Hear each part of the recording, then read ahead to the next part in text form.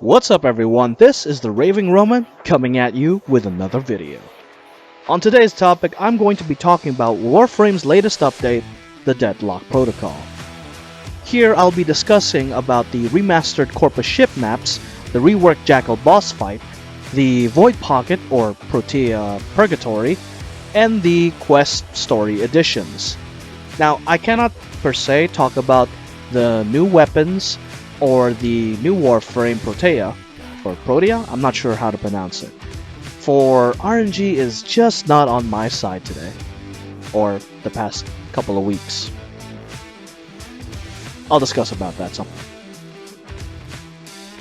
Segueing from that awkward moment, let's talk about the new ship maps. Quick history lesson. The previous maps that we had before were the first tile sets designed for Warframe. The reason why there had to be a big change is because it can no longer accommodate our freedom of movement. Parkour was a whole lot more different back then. Now, there needs to be bigger spaces and more verticality.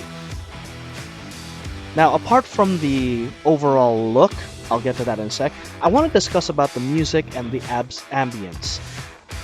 While people say there's a comparison to Cyberpunk, it feels a little closer to Mass Effect if you listen closely. But that's just me. Now, the whole environment just looks beautiful. The surfaces are shiny. Yeah, shiny. We are all attracted to the shiny. But there's a lot more lore that you can see in context, or I'm not sure how to express that. But you can get a lot more information now.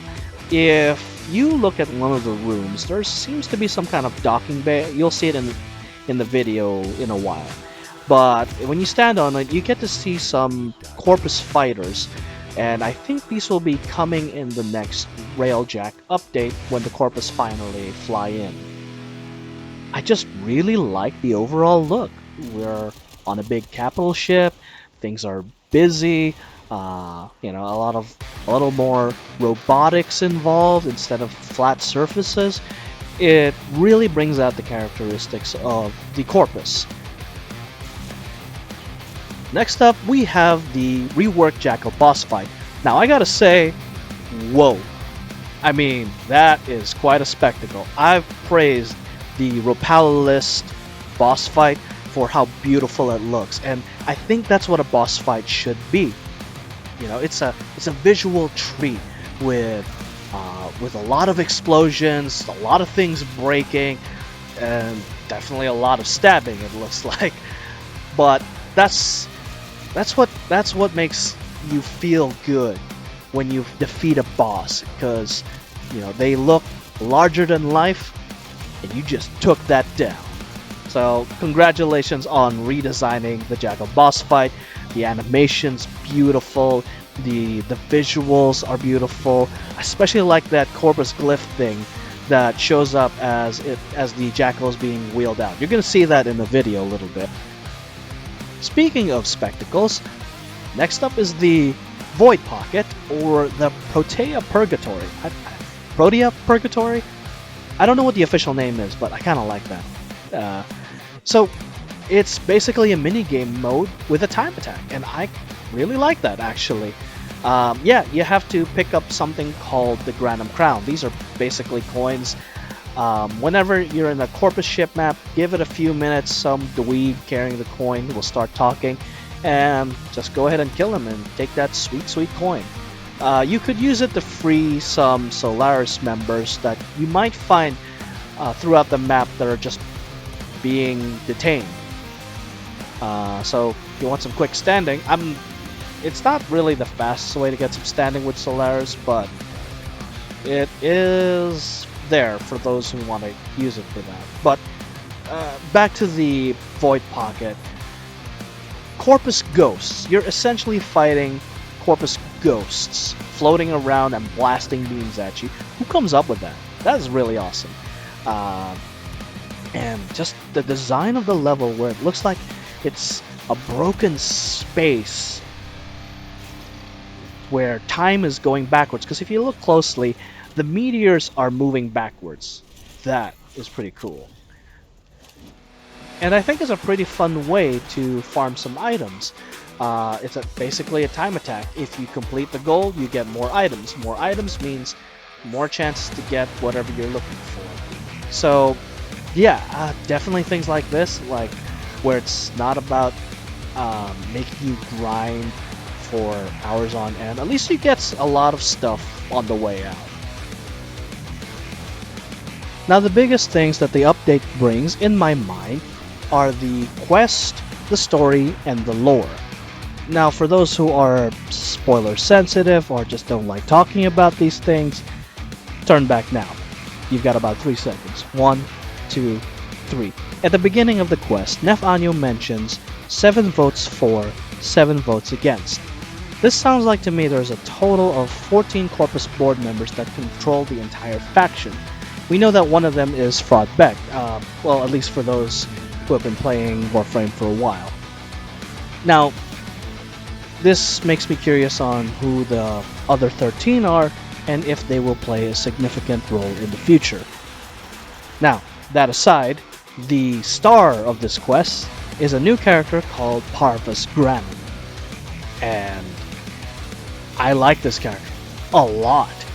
Now, it seems like he's been around for a very long time. Quite literally. He's had interactions with the Orokin to the point where they custom made a Warframe, Protea, for his personal protection.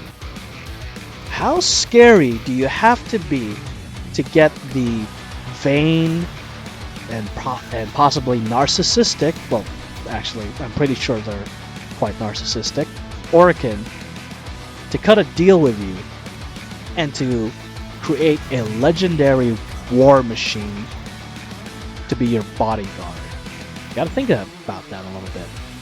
So that about concludes my impressions of Warframe's latest update, the Deadlock Protocol. If there's anything about the update that stands out to you, good or bad, or it does not leave any impression with you at all, please let me know in the comments. I'm excited to hear about what you think and what you feel. In the meantime, be good to each other, and as always, rock on, Tenno.